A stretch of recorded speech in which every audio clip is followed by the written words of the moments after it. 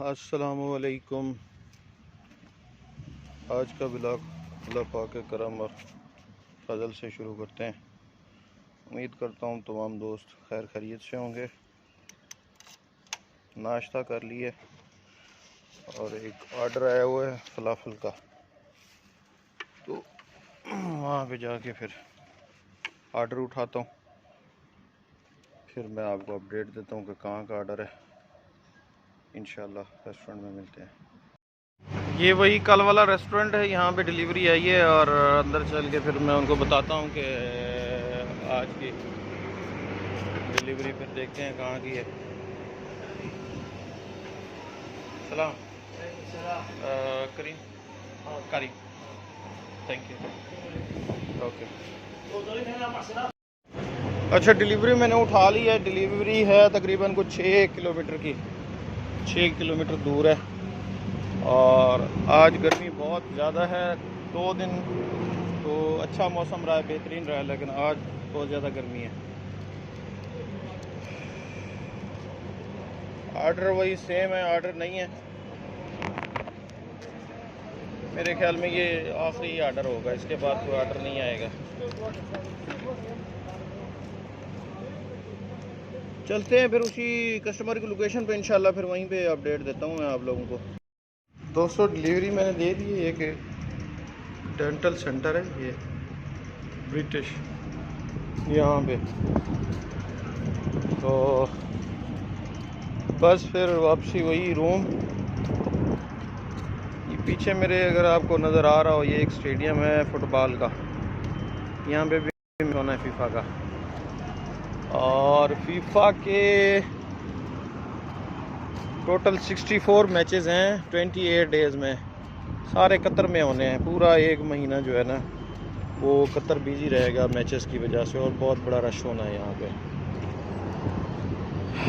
इंशाल्लाह साथ रहिएगा, आपको फीफा की भी अपडेट मिलती रहेगी, कौन सा मैच कहाँ पे है, कौन कौन सी टीम खेल रही है, क्योंकि हमारा काम यही है।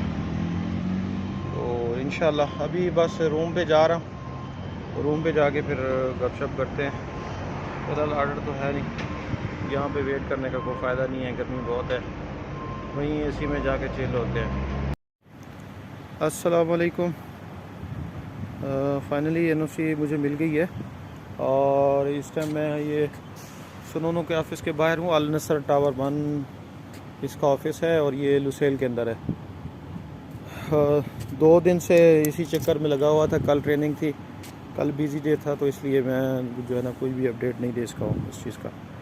तो कल रात को मुझे इसका मेल एड्रेस और पासवर्ड मिला था सुनोनो कंपनी की तरफ से। तो वापस आते हुए मैं जो है ना उसको ऑफ़लाइन करना भूल गया था। तो रास्ते में मुझे एक डिलीवरी आई थी। तो डिलीवरी जिस टाइम मैंने एक्सेप्ट की तो वो तकरीबन को 15 से 17 किलोमीटर पिकअप पॉइंट था। तो जैसे ही मैं वहाँ पे जाने लगा तो रास्ते में क्या हुआ कि मेरा ये जो मोबाइल है ये हैंग हो गया था। उसके बाद कोई भी कम्युनिकेशन किसी से भी मैं नहीं कर सकता था, कि ना मेरे पास कोई अल्टरनेटिव कोई मोबाइल था, ना मैं किसी के साथ बात कर सकता था। तो कल मैं फिर दोबारा एक मार्केट में गया हूँ और वहाँ से मैंने 500 रियाल का एक मोबाइल ख़रीदा है। और उसके बाद जिस टाइम सुबह हुई है ये मोबाइल अल्लाह अल्लाह करके ऑन हुआ है। तो जिस टाइम मैंने दोबारा लॉगिन किया तो मेरी आईडी ब्लॉक आ रही थी। वो आईडी इसलिए ब्लॉक आ रही थी क्योंकि ये लोग मुझसे रब्ता करते रहे, लेकिन मोबाइल हैंग होने की वजह से मैं इनको कोई भी जवाब नहीं दे सकता था।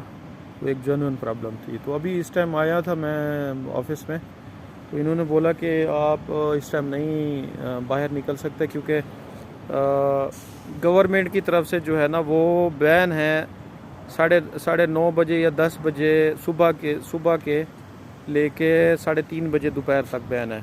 क्योंकि गर्मी यहाँ पे बहुत ज़्यादा हो रही है और काफ़ी सारी जो है ना प्रॉब्लम्स क्रिएट हो सकती हैं। काफ़ी लोग मर भी गए हैं, लेकिन वो बाइक डिलीवरी वाले नहीं थे, वो लेबर टाइप जो लोग थे वो काफ़ी सारी उनकी डेथ हुई है। 2-4 तो इस तरह हुआ है कि जो लोकल बंदे थे उनकी भी डेथ हुई है। तो इसलिए गवर्नमेंट ने थोड़ा सा 2 महीने के लिए बैन कर दिया है इसको। तो उसमें इशू आ रहा है, उसकी वजह से ऑर्डर भी कम हो रहे थे और काफ़ी सारी प्रॉब्लम्स भी आ रही थी, काम बहुत स्लो हो गया, लड़के रो रहे हैं। ये एक दो डेढ़ महीने की बात है, जब मौसम सेट हो जाएगा तो हर चीज़ टाइम पे हो जाएगी। ये साल के अंदर डिलीवरी सर्विसेज के अंदर 1-1.5 महीना 2 महीना इस तरह आता है कि काम बिल्कुल नहीं होता। बिल्कुल ना होने से मुराद ये है कि जो हम अर्निंग कर रहे होते हैं, मतलब ये है कि कोई अगर आज़ाद वीज़े फ्लेक्सी वीज़े पे है, मैं जिस तरह मैं हूँ फ्लेक्सी वीज़े पे 7-8 हज़ार अर्निंग कर रहा होता है, तो वो 4,000-4,500 पे आ जाता है। तो वो फिर लड़के ये सोचते हैं कि यार काम नहीं है, फिर कुछ लोग सोशल मीडिया पे शोशे छोड़ना शुरू हो जाते हैं। जो लोग नए आ रहे होते हैं उनको डराते हैं, या कोई कंपनी की तरफ से आता है उनको डराते हैं। तो ये चलता रहता है, पूरा साल इस तरह चलता रहता है। काम करने वाले अब भी अच्छा खासा कमा रहे हैं, लेकिन वो 15, 16, 18 घंटे काम करते हैं। और ना काम करने वाले वो 1, 2, 4 डिलीवरियाँ करके फिर उनका वही रोना होता है, क्योंकि काम खुद नहीं करना और जो है ना बातें फिर दूसरों को पे डालना है। तो जो लोग आना चाहते हैं कतर के अंदर, वो एक तो मेरे भाई हर चीज़ सोच समझ के है, दूसरा ये कि जो आप पेमेंट खर्च कर रहे हैं वो एक दफ़ा जिस टाइम खर्च हो जाती है तो वो आपकी वापसी नहीं आती है। तो उसको जमा करने के लिए फिर एक रियाल, एक रुपया आपकी कंट्री के मुताबिक जो भी होता है उसको थोड़ा थोड़ा करके जमा करना पड़ता है। तो रोज़गार इधर है, अच्छा है, बेहतरीन है, काम करने वाले के लिए है। जो लोग काम नहीं करते उनके लिए कुछ भी नहीं है। अब देखें 2 महीने तकरीबन मैंने स्ट्रगल किया है, एनओसी नहीं मिल रही थी, तो हार्ड टाइम तो वो गुजारना पड़ता है, मुश्किलात आती हैं। प्रदेश में जहाँ पे भी आप, भले आप किसी दूसरे शहर भी शिफ्ट होते हैं तो 1-1.5 महीना 2 महीना लग जाते हैं आपको। और यहाँ तो फिर कंट्री चेंज है, यहाँ के रूल्स फॉलो करने पड़ते हैं, यहाँ के लोगों को समझना पड़ता है। तो उस लिहाज से 1-2 महीना, 2.5 महीना, 3 महीना आप लोग जो भी इधर आ रहे हैं, फ्लेक्सी वीज़े पे आ रहे हैं, फ्रीलांस जिसको आज़ाद वीज़ा कहते हैं, या कॉन्ट्रैक्ट वीज़े पे आ रहा है, तो 1-2 महीने 3 महीने आप ये समझें कि आपको सेट होने में लगते हैं। बाज़ औक़ात तो 1 साल भी लग सकता है, तो मुख्तलिफ़ कंडीशंस पे होता है। तो ये बातें थी। फिर ये कहते हैं कि 3:30 बजे हम इसको ऑन कर देंगे। मेरा राइडर आईडी नंबर इन्होंने लिख लिया। काफ़ी दिनों से मैं ब्लॉग नहीं बना पा रहा था, क्योंकि कुछ था ही नहीं, तो क्या बनाता। रूम पे पड़े पड़े तो कुछ नहीं बना सकता था ना, कुछ एडवेंचर होना चाहिए, कुछ नई चीज़ सीखने को। जो चीज़ मैं देख रहा होता हूँ, ऑब्ज़र्व कर रहा होता हूँ, उसके बारे में बता सकूँ, तो वो नहीं हो पा रहा था। तकरीबन 5-6 दिन हो गए थे ऐसे ही रूम पे सो रहा था। एक आधे डिलीवरी आ रही थी, उससे तो कुछ नहीं हो सकता था, उससे ना कोई इन्फॉर्मेशन शेयर की जा सकती थी।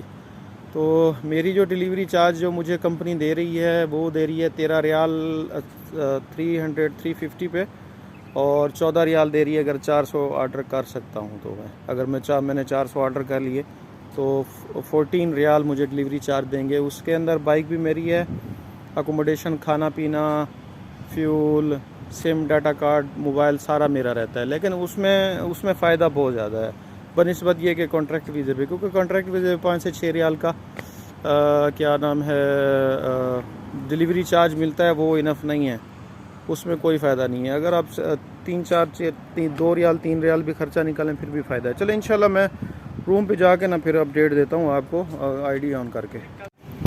अच्छा, मैं रास्ते से गुज़र रहा था तो सोचा आपको एक नई चीज़ दिखा लूँ। इस टाइम कल बकरा ईद है, तो ये एक मंडी लगी हुई थी बकरों की, तो सोचा आपको अब लोगों को दिखा दूँ कि किस तरह ख़रीद फरोख्त होती है इन बकरों की। ये बकरे तो नहीं हैं, इनको भेड़ें कह सकते हैं, बाहर से मुल्कों से आई होती भेड़ें होती हैं ये।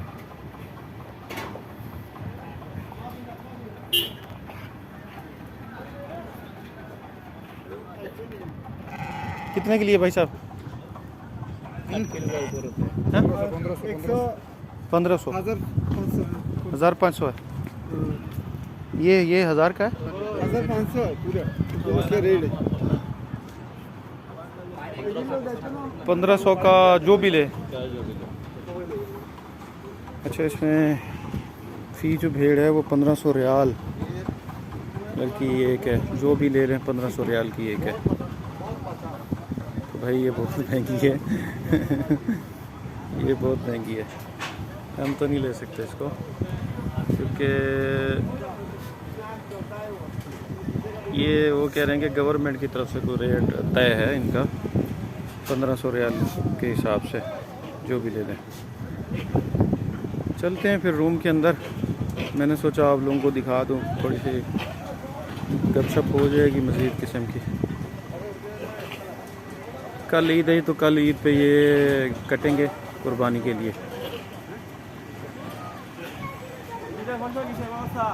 ये मिज़र के साथ एक एरिया हो जाता है, वहाँ पे ये इन्होंने मंडी लगाई हुई है। मेरे ख्याल में ये किसी फार्म पे थे तो वो अरबी लोग जो ले यहाँ पे सेल करने के लिए ले आते हैं। ये पीछे एक स्टॉल लगा हुआ है दुम्बों का, भेड़, ये नर हैं सारे। चलें फिर चलते हैं रूम पे चल के फिर या ड्यूटी टाइम डिलीवरी टाइम फिर गपशप करेंगे इंशाल्लाह।